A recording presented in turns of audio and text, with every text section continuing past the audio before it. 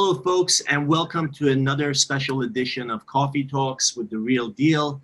Today, I have a very special guest.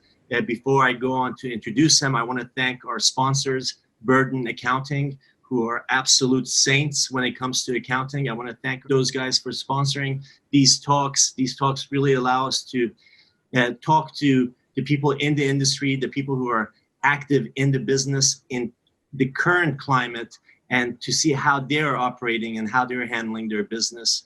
And we're very happy to have Young Woo of Young Woo Associates with us today. Young Woo is he's really a global developer. His stuff is really known from from South America to Atlanta to New York. Obviously, in New York, he's done a lot of interesting stuff where a lot of people have come to know him for his Sky Garage development that he developed in the depth of the recession and managed to get record prices in 2009 for that project when everybody was pretty much on pause, and he continued with that. He was also known for the Pier, which he's developing for Google, and he tends to be very quirky in his development projects. There's always some sort of a quirk with his developments, and which always makes it interesting, which also makes him and his projects sort of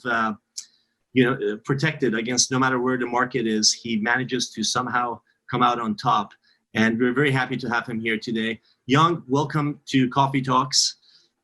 Thank you, Emil. Young, today I wanted to talk to you about two things. One thing that's come up a lot recently is about development.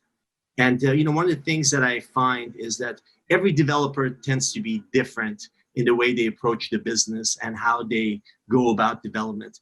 And the thing that I realize is that while some programs, some colleges have programs that are designed for developers, there's really not a school for development. It's not like a law or medicine where you can go and go to school and say, hey, I want to come out and be a lawyer, or I want to come out and be a doctor. For development, you're sort of a do-it-all. You sort of have to be a do-it-all. How did you come to be a developer? Well, my background is in architecture. That led me to become developers. Then how to become a developer, I like to say in three different areas. You gotta have vision, you gotta have conviction, and creativeness. So when it comes to vision, you have to envision something that doesn't exist. And I want to ask you, like when you looked at the Pier, for example, that Pier was sitting there for decades. Nobody saw the potential of Google coming in and giving you a really sweet deal on it to take over and making it a part of their campus, on the west side of Manhattan. When you saw that Pier, did you envision Google to be a partner in it? No, that wasn't really in our, thinking. We were creating not a mall concept. That's what made it our vision concept so different from others. And that's how we ended up winning the bid. And then from there, as we were keep developing that concept, and then the requirements of Google came. And so you in fact, you had pictured something else there, and then Google came in and obviously they offered you a really great deal. From what I understand, that was a very good deal for Young Woo and Associates. And Google came in and they said, well, whatever you were envisioning, forget about that. We want to make this a part of our New York City campus. And you scrapped your original ideas and decided to develop for them. I should say we're still continuing that idea, but we scaled down a lot. And we created this rooftop park, which is 80,000 square feet waterfront, and I call Sky Park. And that what led Google's interest. And I heard that one of the senior persons say, our people can play frisbee on top of the roof. I think that kind of thing led into Google to come to our property. You were talking about what it takes to become a developer. You were saying it takes vision, it takes conviction, because obviously you're going to be challenged not only from your partners, but from the city and from your investors and from the banks. And so you really do have to have conviction to be able to push these projects through. Right. So I've been asked a lot how to get conviction. And I says that you gotta trust your gut and believe what your intuitive mind leads you. And doing so, you will attain confidence. Can you say that each development is like a fingerprint where no two developments and the process are alike? They're like pretty much very different. Our idea of creating like Sky Garage building or Pier 57 and so on, we like to create something that assures success of our project and assures our project. And doing so, we can stand out among competitions and create added value. I think that is a very good example of Sky Garage building and Pier 57. But do you think that in today's competitive development world, design is as important as a location? Do you think if you have a better design in a poorer location, you could achieve the same price as poorer design in a greater location? I think location is always important, and then this design creates a character and charisma. Then is powerful tool, and also design should be applied every corner of the building. Anna Seladorf, who designed the Sky Garage for you guys, whose idea was it to do the Sky Garage? Was it her idea or was it your idea to put the garage?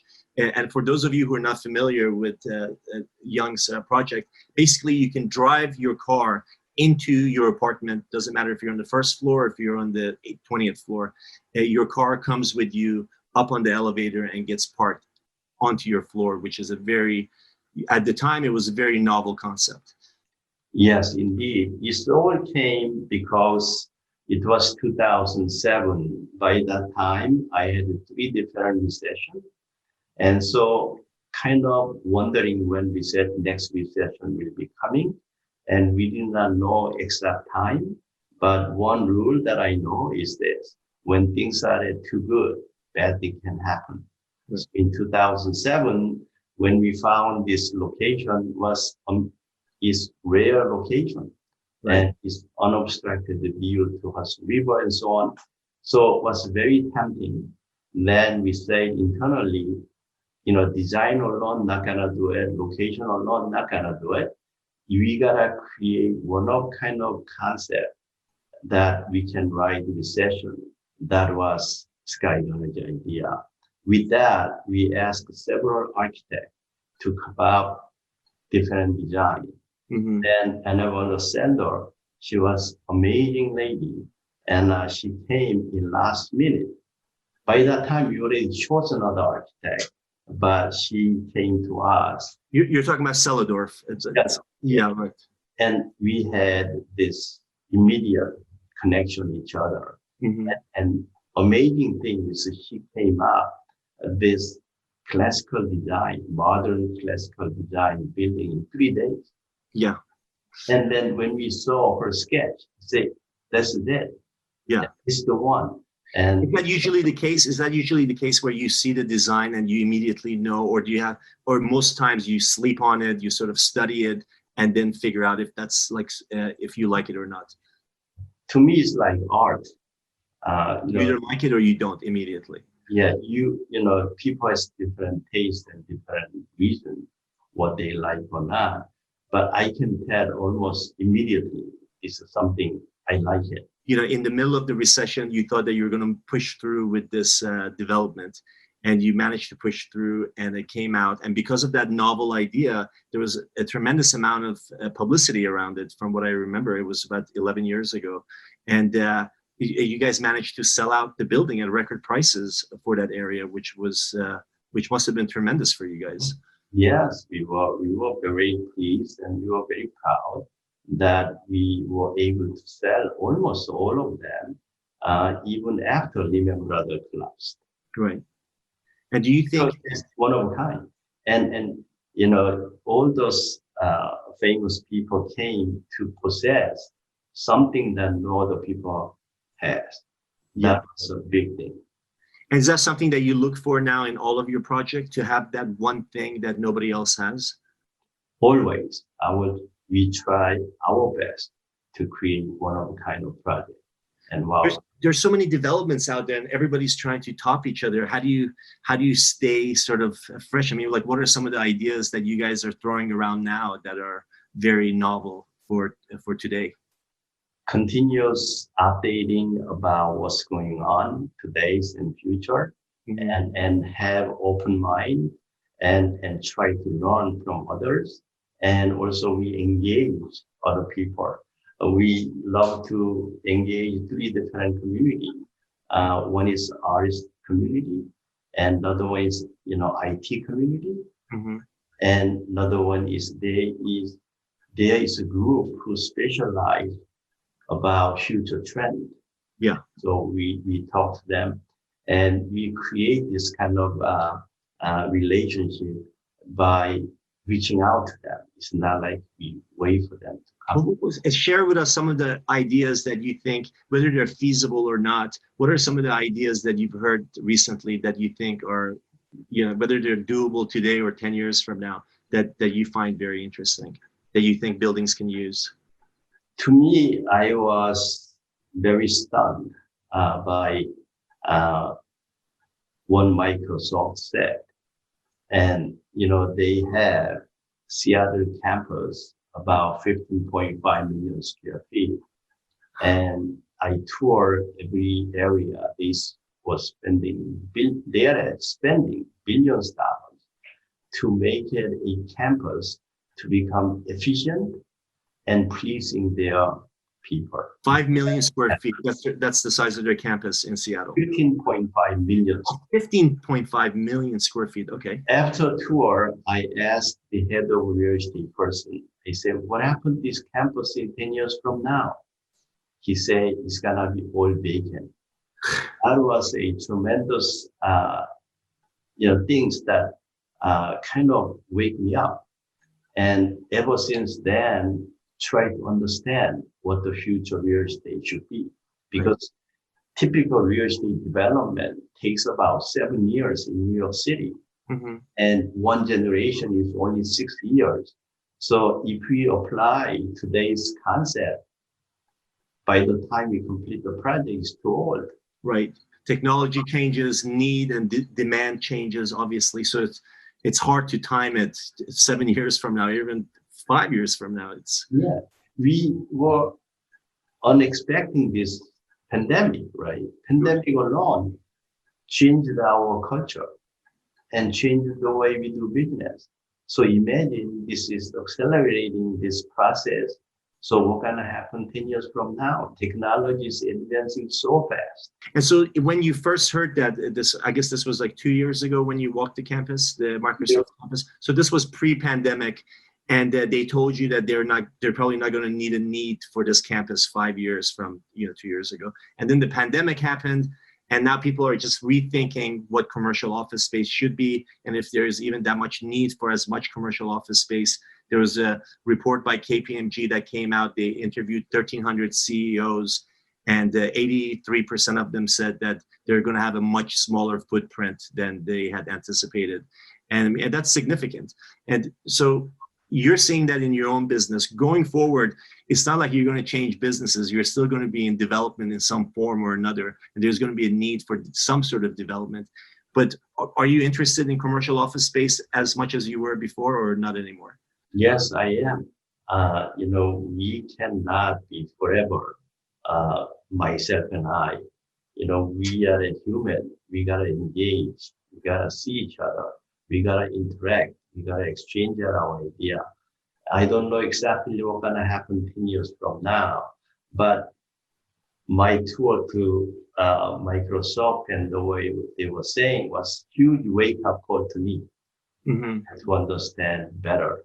And I'm doing a lot of homework currently, not only from real estate community, but from other area, how other people thinks about future lifestyle. And so I'm accumulating those kind of knowledge and putting together.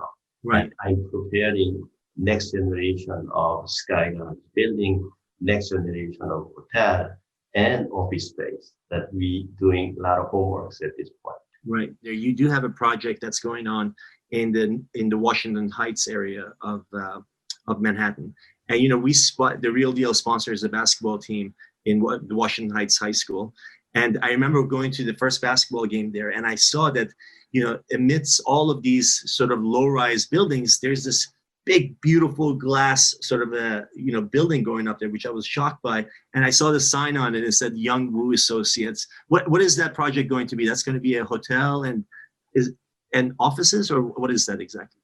It's a hotel and office building.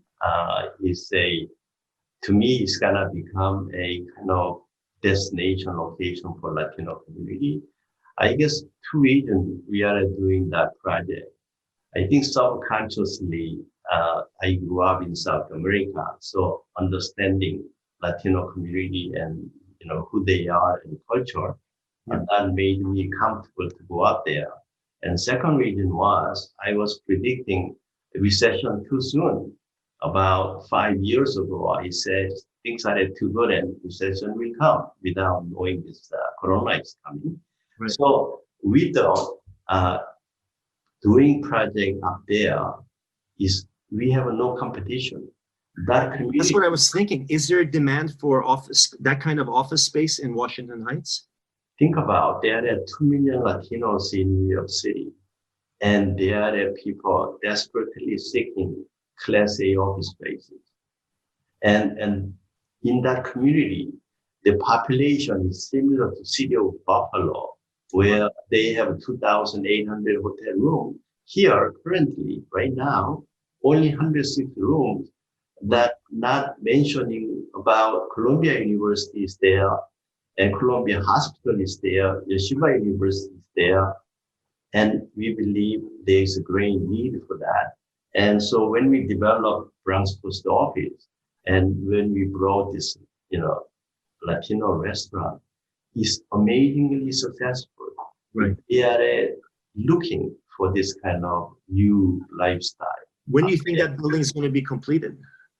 We will complete, we're going to have grand opening spring 2022. Okay. So about 15 months, no, I think about 18 months from now, we'll have a grand. How many floors is it?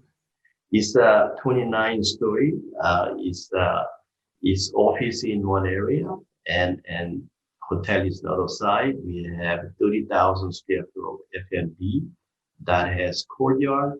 We have 2 rooftop bars and restaurants, and we have event space. And definitely, I believe this will be a destination location for that. Well, I look forward to the opening of that, and we're going to bring the basketball team from Washington Heights High School, and we're going to have an event there when you guys open. So we'd love to we'd love to come and tour the place with the team. That'll be amazing. You are doing great thing for the community and basketball team. Please come on our invitation to I appreciate that. Space. We have 10,000 square feet. So yeah, they're great kids. Have grand opening there. And in fact, this year they made it to the Final Four of this city championship, but the pandemic happened and they scrapped the whole tournament. So unfortunately, they couldn't find out if they could be city champions or not. But they were a smaller team, but they turned out to be really good, and they made it pretty far. Hopefully next year they can make it farther. Young, I want to thank you for being on. I just want to ask you for one last thing. During when there's high unemployment, people want to change jobs, people want to try new things. For people who want to go into development, there's a lot of people who don't have money to actually go, and a lot of people don't realize that you don't necessarily need money. You need ideas. You need to be able to execute to become a developer. Can you give them some tips on, if for people who are young or who want to change careers and they want to become developers, can you give them some ideas on what it takes to be a developer? I think it's a great time to become developers. When things are bad, great thing happens. Right. And when things are really good, it's very difficult to compete. But now is a wonderful time for them to get to understand what development is about. And when recession really comes, real estate value will be more affordable. Yeah. So it assures you more about success of the project because it has been too expensive in New York City. So I promote more young people should become developers. It's a great business. It is needed business, and community needs, city need, and developer provides the dream of a lot of people. So I think we should add, in the addition to vision and conviction, also a lot of optimism, as we can see. And you always seem to have a very positive attitude. And I think that's another thing that we should probably add to the list of what it takes to be a developer. Young, I want to thank you so much for being a part of this interview. I want to thank Burton Accounting for being our sponsors and allowing for conversations like this to happen. And I want to thank everybody for joining in.